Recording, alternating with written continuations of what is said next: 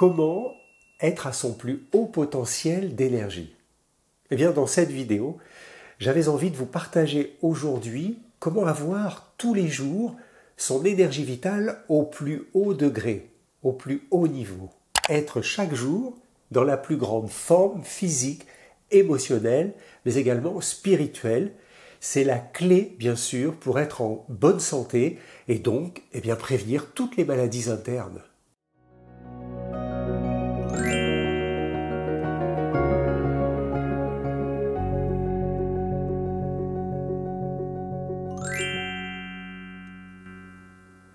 Bonjour à toutes et à tous.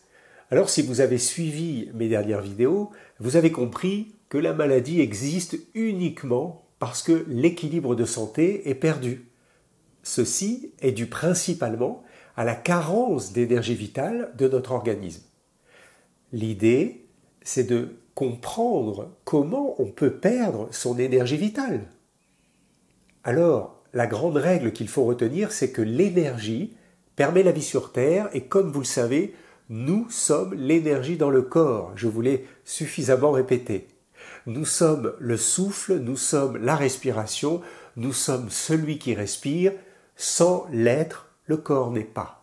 Donc, si la maladie du corps existe uniquement parce que l'organisme est en carence d'énergie vitale, on est bien d'accord que comme nous sommes cette énergie vitale, cela veut donc bien dire que nous ne sommes pas à notre plein potentiel d'énergie. Si je suis malade, c'est que j'ai moins d'énergie. Un petit peu comme les barrettes de votre portable, si vous voulez, qui affichent le niveau de batterie faible. Dès que vous n'avez plus qu'une seule barrette, elle baisse, le portable fonctionnera beaucoup moins bien. Eh bien pour nous, c'est exactement la même chose.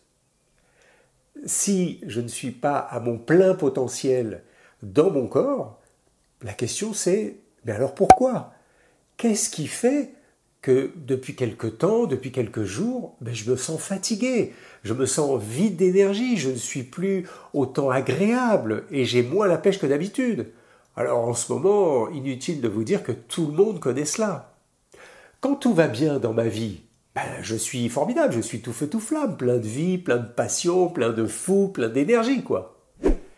Si l'être ne vit pas en adéquation avec ce qui le fait vibrer dans la vie, ce qui le fait kiffer, ce qui le passionne ou tout simplement ce qui le rend heureux, alors son énergie vitale s'épuise petit à petit, sur plusieurs semaines, voire plusieurs années.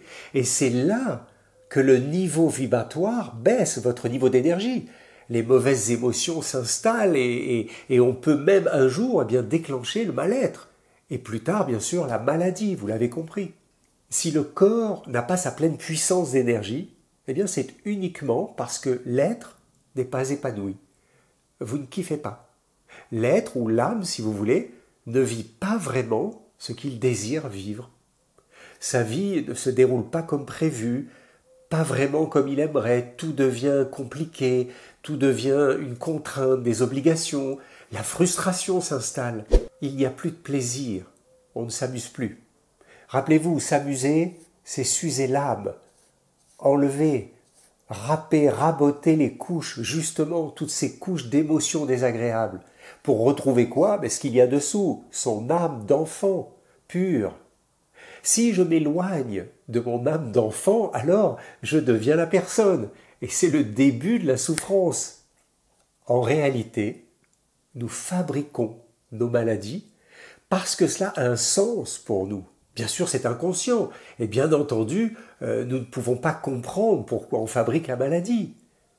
Si nous connaissions en fait le pourquoi de « je fabrique mon mal-être », alors il n'y aurait pas besoin de médecin, il n'y aurait pas besoin de médecine. Je pourrais très vite régler mon problème moi-même et il n'y a pas de raison d'en faire des maladies. Si je comprenais mes émotions au point de maîtriser tout cela, je ne serais jamais malade. Comprenez que si je tombe malade, c'est que je ne suis plus en harmonie entre ce que je suis et ce que je vis, tout simplement. Il s'installe alors une sorte de conflit intérieur, des blocages, des problèmes émotionnels que l'on ne sait pas résoudre, bien sûr, et c'est ce phénomène qui fait que notre fréquence vibratoire, petit à petit, s'affaiblit. Je perds mon énergie. Mon énergie se réduit et mon corps commence à mal fonctionner. Et il exprime à partir de là, eh bien, des symptômes que l'on va appeler des maladies. Alors, ces symptômes, en réalité, clignotent dans le corps, comme sur un tableau de bord, pour m'alerter, pour me dire que quelque chose ne va pas dans ta vie. Ils expriment toujours un message. C'est un signal d'alarme. Mais avant les symptômes, nous avons toujours en amont des signes d'alerte, mais on n'y prête pas attention. Oui, bien avant que la maladie s'installe, eh bien, nous recevons des signaux qui nous disent que ça ne va pas, mais on ne les écoute pas. On les met de côté, on met la tête dans le sable, ou bien on se croit plus fort, alors on pense qu'on va continuer comme ça sur ce rythme infernal de vie, et puis on dit ça ira mieux plus tard, et puis il faut tenir, et puis non mais après ça va aller mieux quand j'aurai fini la période compliquée. Sans nous en rendre compte, on arrive dans une zone rouge. Et oui, on joue avec les limites, on joue avec le feu, et on n'écoute pas ces petits signaux, ces premières petites émotions. Alors oui, vous l'avez compris, nos émotions, eh bien, sont les signaux d'alerte. C'est quelque chose d'extraordinaire, non? Ce mécanisme émotionnel passe toujours par notre corps. Alors, je parle des émotions désagréables, bien sûr. Mais l'émotion d'amour, celle-là, on l'écoute toujours, croyez-moi, on la savoure, on la vit jusqu'au bout. Celle-là, elle ne nous dérange pas. Mais dès les premières émotions désagréables, alors ça peut commencer par des frissons, des tremblements, un peu d'irritabilité, d'impatience. Vous voyez, on commence à enregistrer la vexation, l'anxiété, avant même de parler des émotions fortes, comme la colère, la tristesse, les crises de peur. Non, non, dès que je ressens que je ne suis plus dans ma fréquence agréable, que je ne suis plus youpla boum, hakuna matata, alors je dois tout de suite prendre conscience que ça va pas, il y a quelque chose qui va pas. Il y a quelque chose qui me dérange à l'intérieur. Dès que je ressens que je ne suis plus en accord avec ce qui est, alors je dois immédiatement être conscient de cela. Être conscient, en fait, que je commence à perdre mon énergie. Je ne me remplis plus de plaisir. On ne peut pas gérer intellectuellement les émotions. On ne peut pas. On essaye bien sûr, dès que c'est désagréable, on veut comprendre, on va contrôler, gérer, c'est impossible, c'est impossible. Si j'analyse et que je commence à trop réfléchir comment trouver une solution, alors en fait vous déléguez votre vrai pouvoir souverain à votre mental. C'est mon cerveau qui prend le contrôle. Alors, lui, il ne vous donnera jamais la solution, soyez certains. Il va toujours vous proposer des choix, voyez, des choix multiples. Alors, sans vous donner la vraie réponse, sans vous donner ce qui est le mieux pour vous. L'idée, si vous voulez, c'est que vous avez le libre arbitre. Au final, c'est toujours vous qui déciderez. Mais votre mental, énorme outil d'analyse et de réflexion, eh bien, vous proposera qu'un choix à faire. Mais c'est vous qui choisissez au final. La dualité, c'est très compliqué. Je fais pas, je dis oui, je dis non, j'y vais pas. En fait, c'est là que commence la souffrance, la dualité, la séparation entre ce que je veux être et ce que je dois paraître. La prise de tête, si vous préférez. Le choix draconien. De mon choix, bien sûr, va dépendre la suite de toute mon histoire. Alors, si j'écoute mon cœur, il y a toutes les raisons que je reste stable dans ma fréquence d'amour, la plus belle, la plus haute des vibrations. Je reste en tant que je suis. Et en mon âme et conscience, je fais le choix juste pour moi, parce que j'écoute mon cœur et pas mon intellect. Et les choix du cœur sont toujours les choix justes. Mais si j'écoute mon mental, pour X raisons que ce soit, si mon choix alors est dirigé par le mental, il n'est plus en accord avec le cœur, immédiatement votre énergie commence à baisser. Et la suite de mon histoire va devenir hyper compliquée là, vous comprenez? Tomber malade, c'est en fait nous faire prendre conscience que nous ne vivons pas la vie que nous souhaitons véritablement. Il y a un sens à cette maladie. Nous ne vivons pas dans le plaisir de ce qui est, de ce que je vis vraiment. Parce que, en fait, on peut être souvent aveuglé par le désir de ce qui n'est pas. Avoir des désirs qui ne viennent jamais est en fait le début de la souffrance. ressasser en boucle avec notre mental une situation qui ne nous convient pas, c'est le début de l'enfer. Et certains connaissent cela, les pensées persistantes, les pensées tourmentantes, les pensées qui ne cessent pas. Alors qu'il suffit simplement d'accepter ce qui est, tel que c'est, avec tout votre cœur, avec bienveillance, avec gratitude même. Et oui, c'est la clé, je vous en ai déjà parlé, c'est la clé de l'épanouissement de l'être. C'est utiliser votre plus grand pouvoir, c'est celui de l'énergie du cœur, l'énergie d'amour, ce que nous sommes. Accueillir tout ce qui est avec ma force d'amour. Et là, je ne réfléchis pas, je ne pense à rien, je ne pose aucune question, je ne cherche ni à juger, ni à interpréter, ni même à comparer. Je laisse tel que c'est et j'accueille, sans jugement. Le jugement, c'est marqué dedans. Alors, je reste calme et je respire. Et je reste dans mon espace du cœur, l'espace de paix, de tranquillité, de sérénité. Souvenez-vous, vous ne pouvez pas contrôler la vie. Vous ne pouvez pas. Vous ne pouvez que contrôler ce que vous ressentez, comment vous voyez les choses, votre façon d'accueillir les choses. Ça, vous pouvez le changer.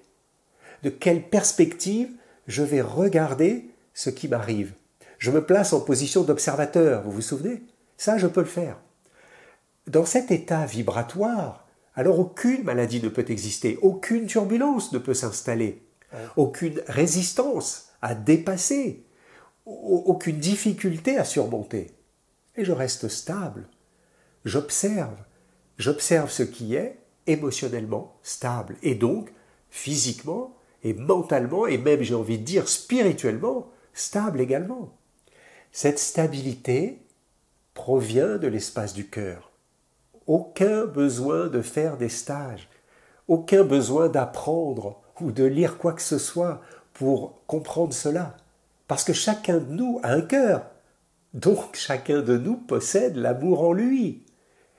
Et l'amour n'est pas quantifiable. C'est une énergie illimitée, je vous l'ai déjà dit. Je me souviens que je suis divin. Alors je pense, je parle, je fais et j'aime comme le divin. Ne donnez pas toute l'importance à votre costume de terrien. Vous le savez, si terrien. Le petit terrien ne peut rien sans l'être divin que vous êtes. Nous sommes des êtres humains avec un grand H. Et il est temps maintenant de reprendre notre place. N'oublions pas qui nous sommes. N'oublions jamais qui nous sommes. Nous avons accepté de venir nous incarner sur la terre. Mais pourquoi? Vous vous êtes déjà posé cette question? Pour retrouver le je suis, et pas le moi-je. Nous ne sommes pas venus dans la dualité pour souffrir. Nous sommes dans la dualité, oui, homme, femme, chaud, froid, jour, nuit, yin, yang, gentil, méchant, riche, pauvre. Et c'est compliqué, mais c'est pour mieux nous faire travailler le un, pour mieux retrouver l'unité. Le un, notre véritable travail, ici sur Terre, est de retrouver ce point comme un. C'est ça la clé. Tout ce qui est duel est compliqué. Ne tombez pas là-dedans, ne rentrez pas là-dedans. C'est la prise de tête assurée. L'alchimie du soi est véritablement le chemin qui permet la cohabitation pacifique de cette dualité, toujours compliquée. Alors, mon plus grand souhait, c'est que cette chaîne vous apporte les clés pour votre transmutation, que vous puissiez passer d'un état matière, de la personne, si vous voulez, que vous croyez être depuis toujours, à un état lumière, l'être que vous êtes véritablement, ce cœur énorme que tout le monde est, mais qu'on a du mal à montrer, qu'on a du mal à exprimer tous les jours. Quelle que soit la situation de vie compliquée, insoluble que vous vivez, grâce à ce travail d'alchimie sur soi, il nous est possible alors de tous transmuter de la souffrance, du personnage qu'on joue tous les jours, vers la conscience de qui je suis. Reprendre conscience que je suis amour. Et à ce moment-là, il n'y a plus de souffrance, il n'y a plus de mal-être, il n'y a plus aucune maladie. Et votre énergie est très haute. Notre niveau de conscience est directement corrélé au niveau d'énergie. Comprenez cela. Plus notre conscience s'élève, plus notre état énergétique s'élève également. Et nous accédons alors à un niveau d'énergie tellement puissant qu'aucune basse fréquence ne peut vous atteindre. Aucune basse fréquence ne peut vous déstabiliser.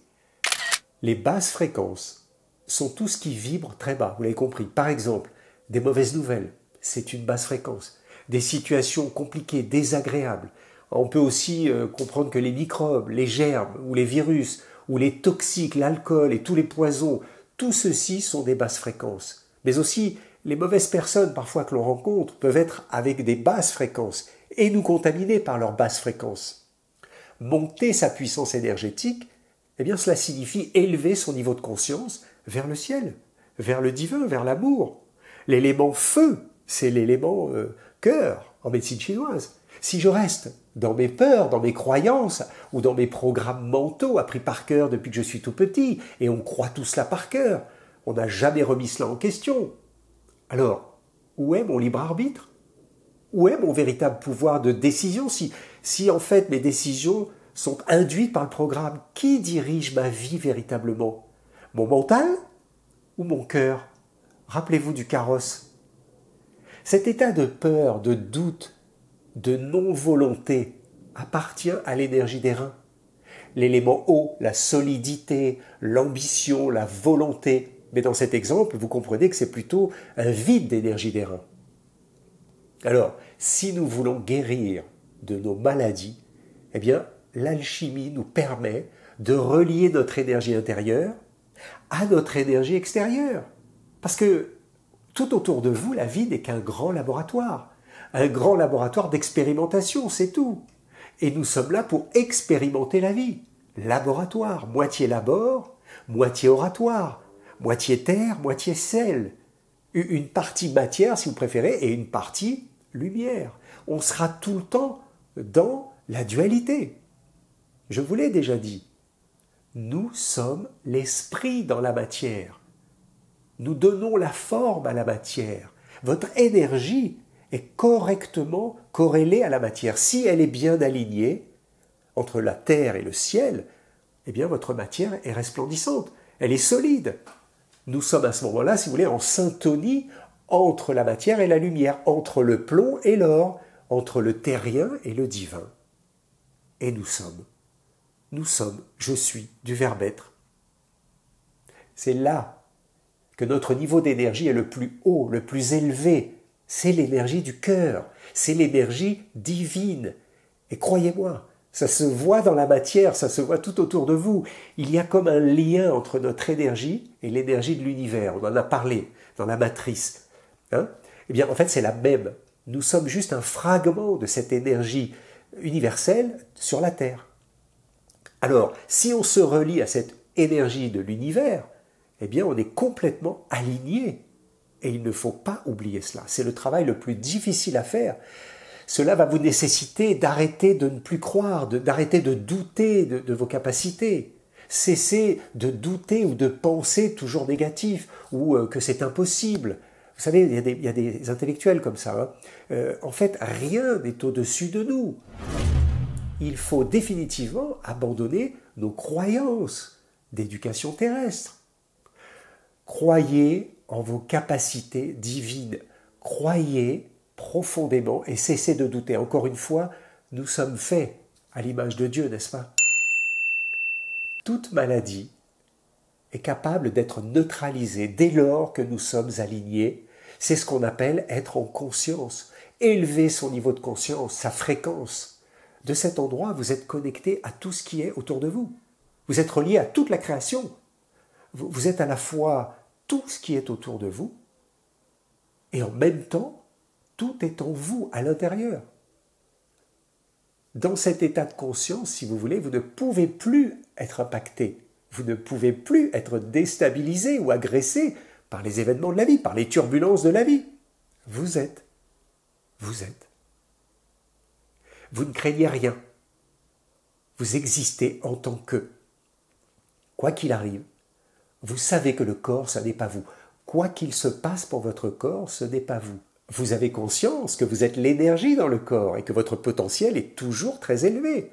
À partir du moment où vous restez connecté à l'énergie d'origine, la source, qu'on appelle la source aussi, la source divine même, de cet endroit, que voulez-vous qu'il vous arrive? Que peut-il se passer de mal? C'est cela, la quête, mes amis, le Graal. Alors pardonnez-moi si je vous bouscule un petit peu dans vos croyances, mais la vérité est simple, c'est le chercheur de vérité qui est complexe. Comment voulez-vous tomber malade quand vous êtes là, à cet état vibratoire, à ce niveau d'énergie, calme, vaste, complet, puissant, confortable, paisible, un espace complètement vide de matière, mais plein de lumière et d'amour, énorme, un endroit immense, sans limite, impossible à définir, tellement vide de tout, et en même temps, mais tellement plein de paix, d'amour, de présence, l'immensité de la vacuité, dans une infinie douceur, on pourrait dire ça comme ça. Soyez là, soyez dans cet espace le plus souvent possible. Soyez heureux.